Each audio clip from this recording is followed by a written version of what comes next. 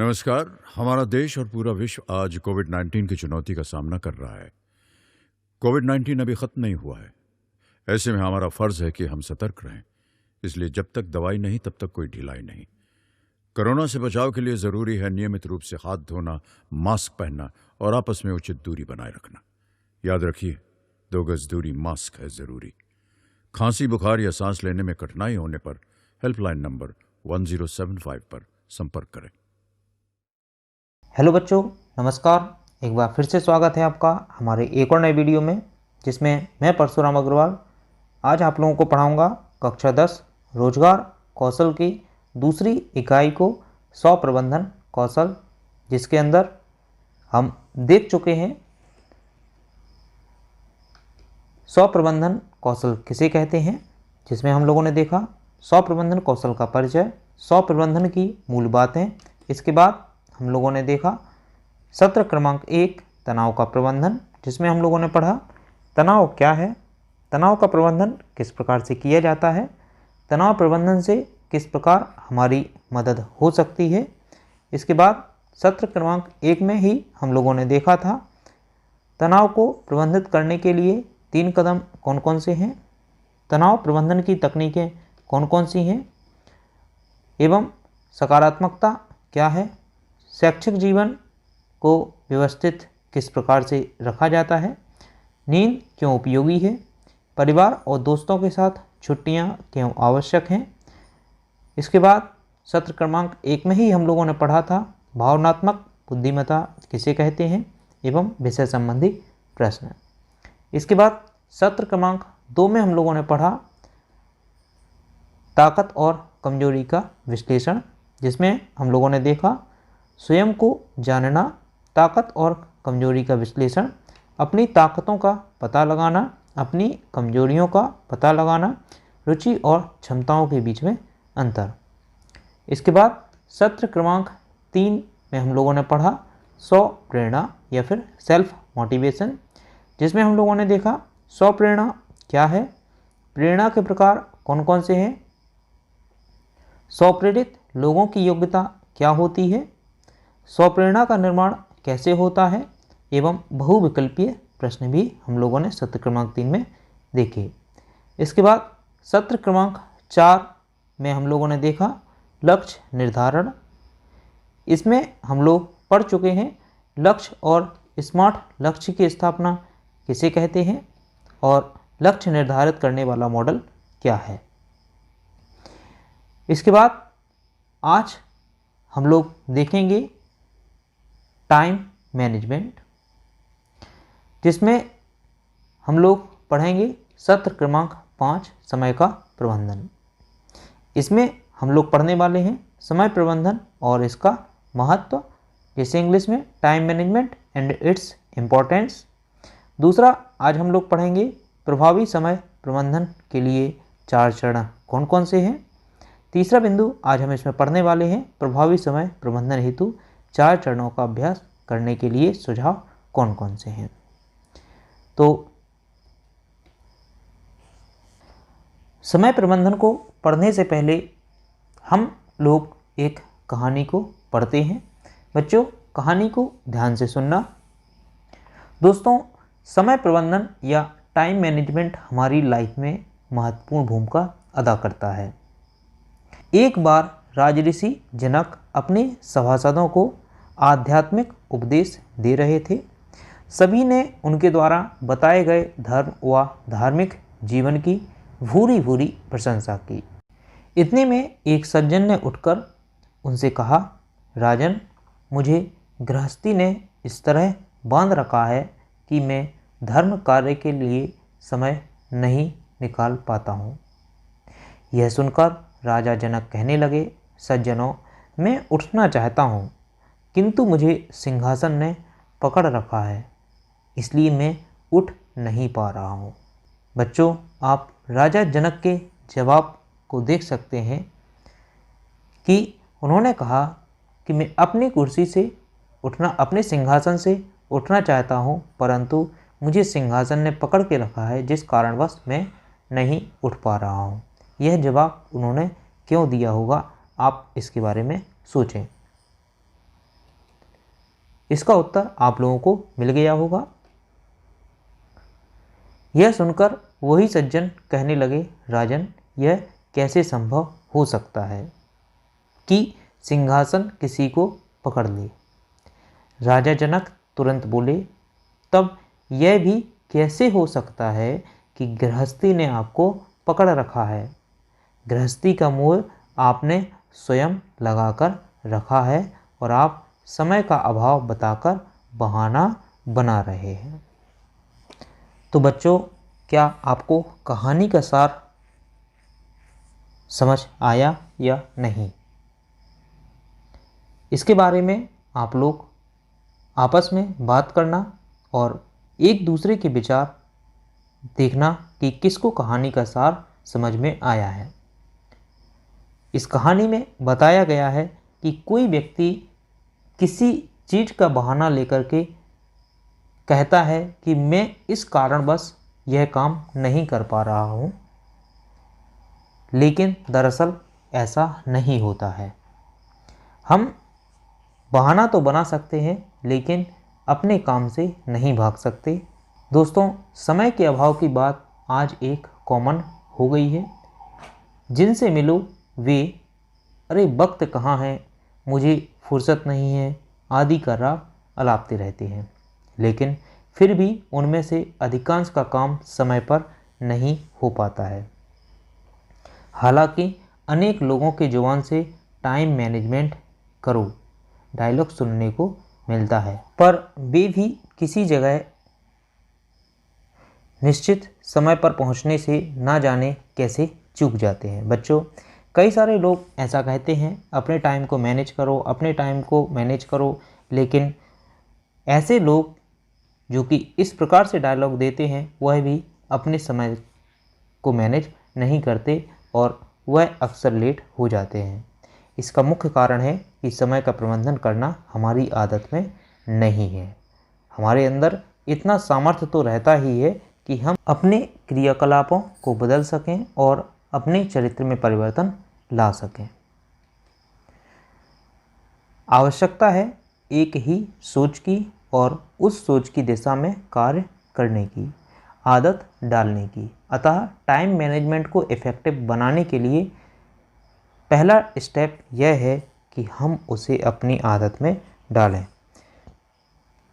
बच्चों, यदि हम टाइम मैनेज करना चाहते हैं तो इसे हमें स्पेसिफिक काम की तरह नहीं लेना चाहिए, इसे हमें अपनी आदत बनानी चाहिए।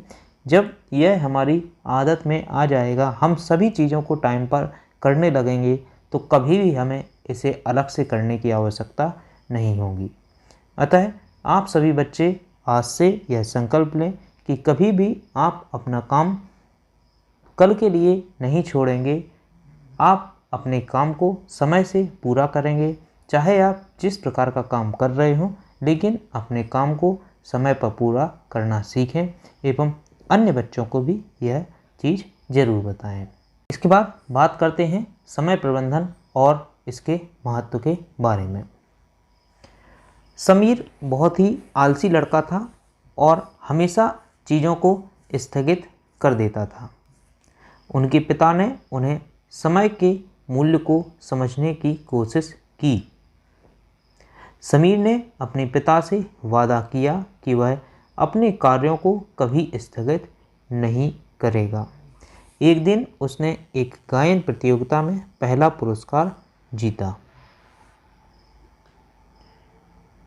उसी दिन उस पुरस्कार प्राप्त करने के लिए कहा गया था। उसने परवाह नहीं की और अगले दिन पुरस्कार लेने गया, लेकिन पुरस्कार अब उसके लिए बेकार था क्योंकि वह पिछले दिन के सर्कस शो का टिकट था। उस दिन समीर ने एक महत्वपूर्ण सबक सीखा। क्या सबक सीखा? समय पर चीज़ों को करने का महत्व। बच्चों, आपने यह कहानी पढ़ी एवं साथ में आपने जाना कि समय का क्या महत्व है। बच्चों, जैसा कि हम लोगों ने यहाँ पर पढ़ा कि समीर ने एक खेल प्रतियोगिता में हिस्सा लिया था जिसमें उसे पुरस्कार प्राप्त हुआ था और उस पुरस्कार को और उस पुरस्कार के लिए उसे बुलाया गया था, परंतु वह उस दिन ना जाकर अगले दिन पुरस्कार लेने के लिए गया और उसने देखा कि पुरस्कार में उसको एक सर्कस के शो का टिकट मिला था, जो कि जीते गए दिन का ही टिकट था। परंतु अब वह टिकट बेकार हो चुका था, क्योंकि वह पुरस्कार लेने के लिए अगले दिन गया था। तो इस प्रकार से उस दिन समीर ने एक सीख ली कि यदि मैं उसी दिन अपने पुरस्कार को ले लेता तो मैं सर्कस को देख पाता। तो इस प्रकार से हमें अपने समय के महत्व को समझना चाहिए। इसके बाद बात करते हैं समय प्रबंधन योजना बनाने और नियंत्रित करने की क्षमता है कि आप अपने दिन के समय को अच्छी तरह से कैसे बिताते हैं और वह सब करना चाहते हैं जो आप करना चाहते हैं। अच्छे समय प्रबंधन कौशल का एक उदाहरण तब होगा जब आप स्कूल के तुरंत बाद अपना होमवर्क पूरा करने का निर्णय लेंगे, ताकि आपके पास शाम को टीवी देखने का समय हो। बच्चों,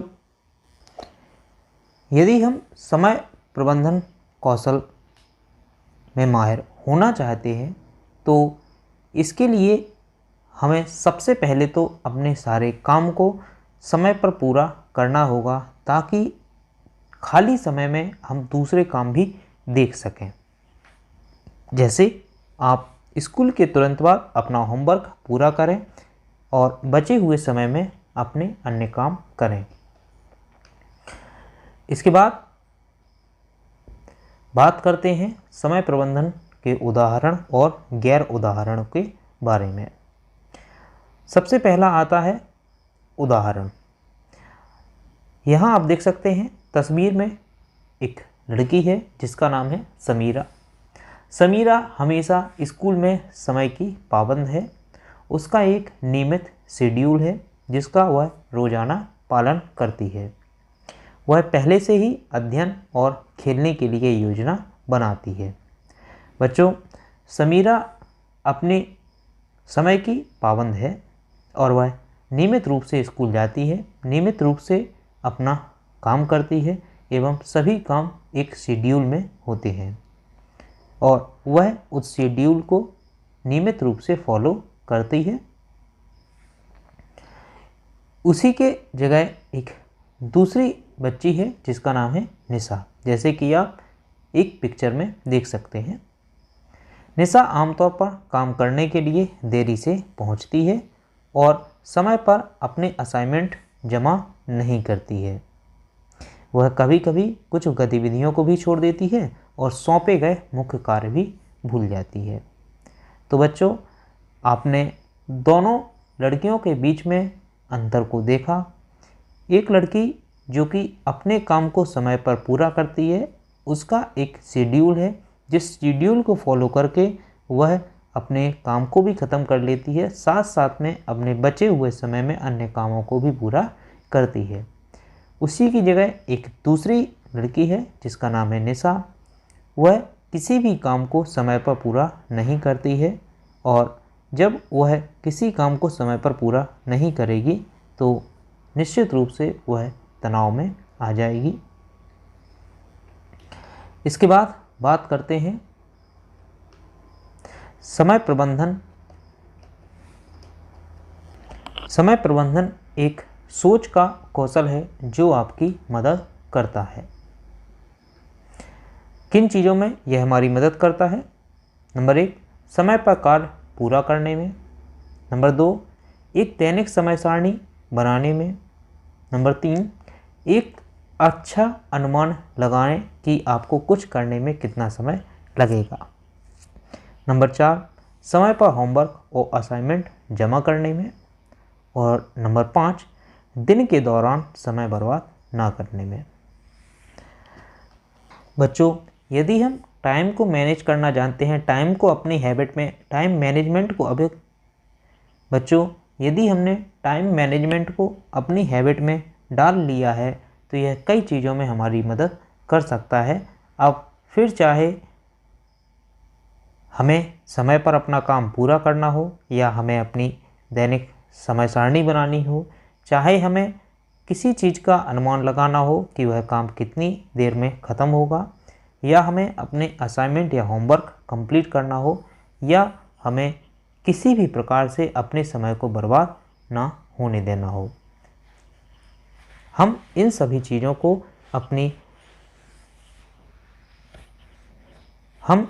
चीज़ों को समय प्रबंधन को अपने हैबिट में डाल के कर सकते हैं।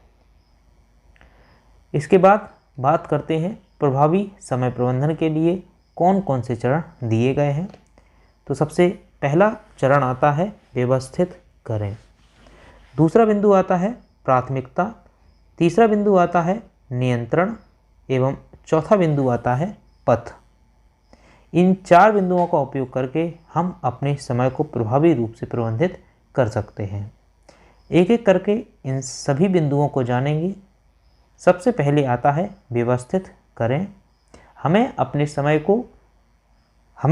अपने काम को व्यवस्थित करना है, जिससे कि हमारे सारे काम भी हो जाएं और हमारा समय भी बचा रहे। जान लेते हैं, हम अपने दिन की गतिविधियों की योजना बनाएं। हम एक समय सारणी बनाते हैं जिसका हम अनुसरण करते हैं। बच्चों, यदि हम कुछ काम कर रहे हैं तो उसके लिए हमें एक समय सारणी बनानी चाहिए कि यह काम कितनी देर में ख़त्म हो जाएगा एवं अगले काम को हम कब शुरू करेंगे। हम अपने आसपास और अध्ययन की मेज को साफ और गंदगी मुक्त रखते हैं। यह हमारी व्यवस्था है कि हम अपने आसपास और अपनी सारी वस्तुओं को साफ एवं सुथरा रखते हैं। हम चीज़ों को वापस वहीं रखते हैं जहां से उन्हें उठाया है।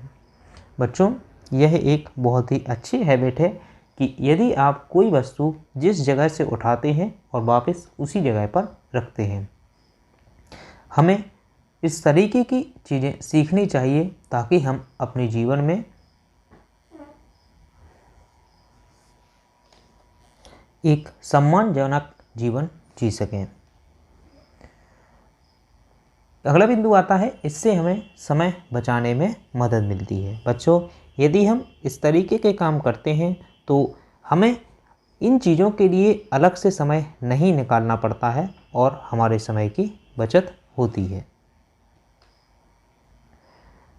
इसके बाद देख लेते हैं बिंदु क्रमांक 2, प्राथमिकता, जिसे इंग्लिश में प्रायोरिटी कहते हैं। हमें किन चीज़ों को प्राथमिकता देना चाहिए, इनके बारे में हम देख लेते हैं।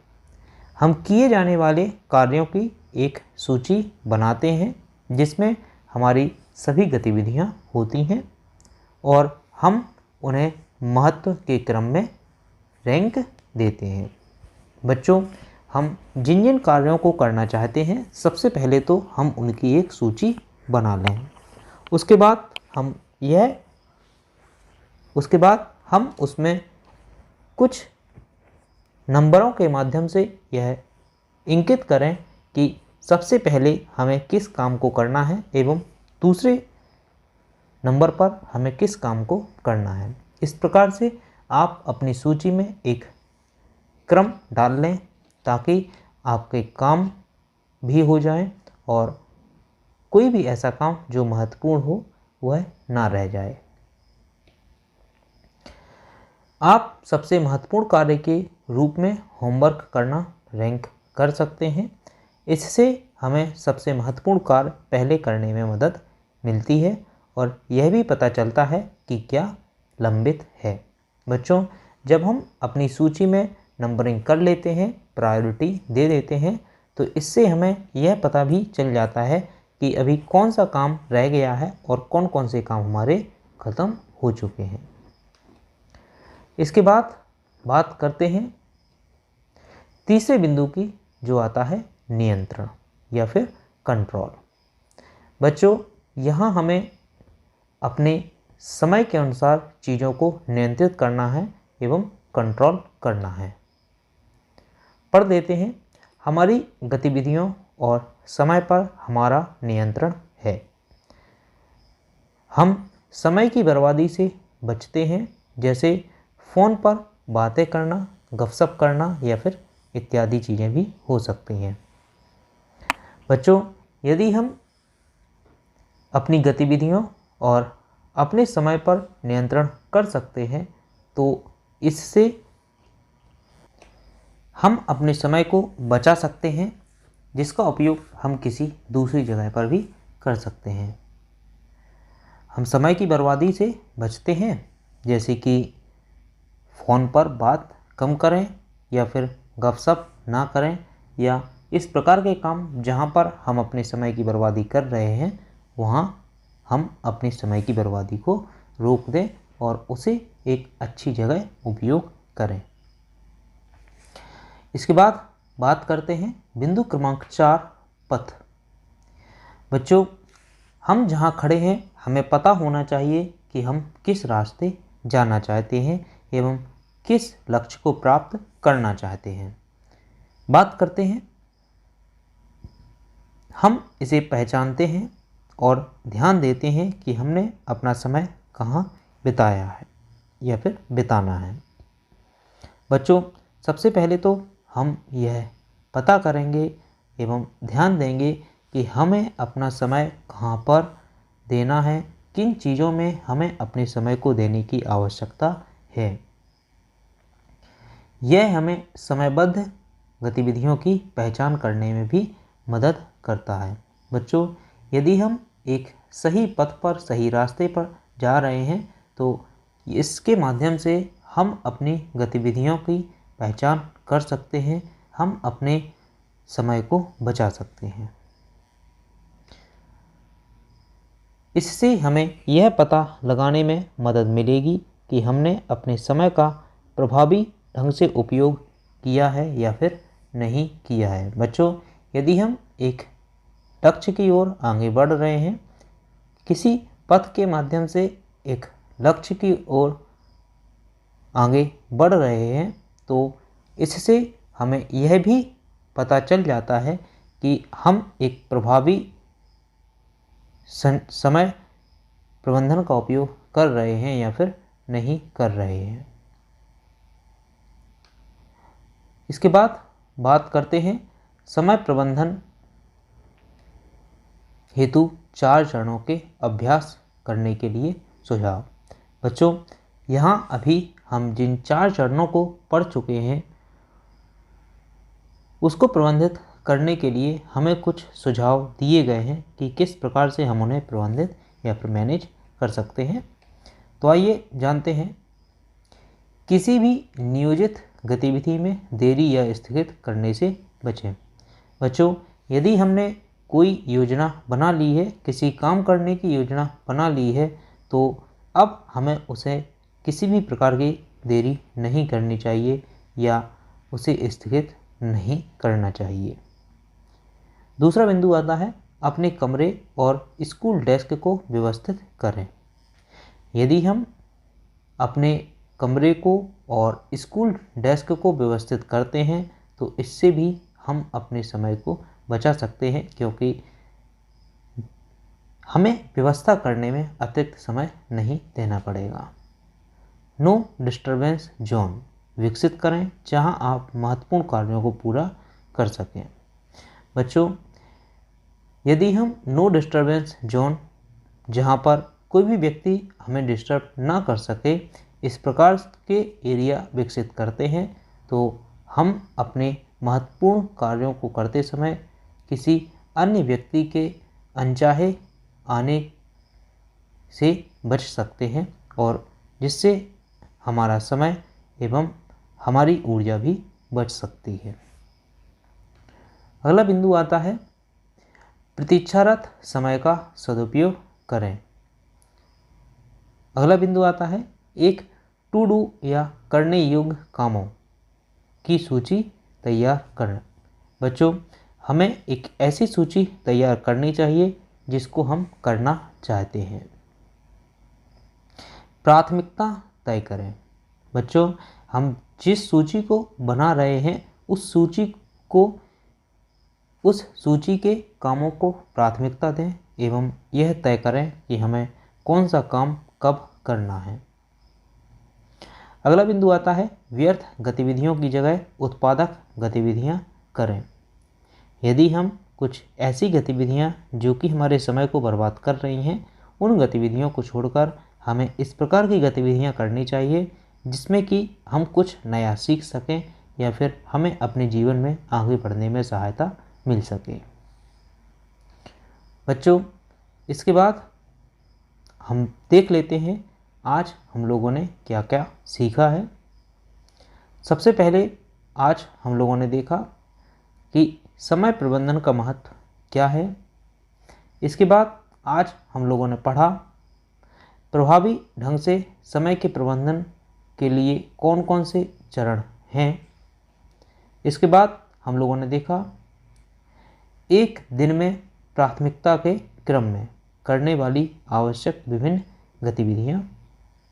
इसके अंदर हमें उस सूची के बारे में बताना है जिसमें हमने किसी सूची को प्राथमिकता दी थी या फिर एक क्रम दिया था कि हमें कौन सी गतिविधि कब करनी है।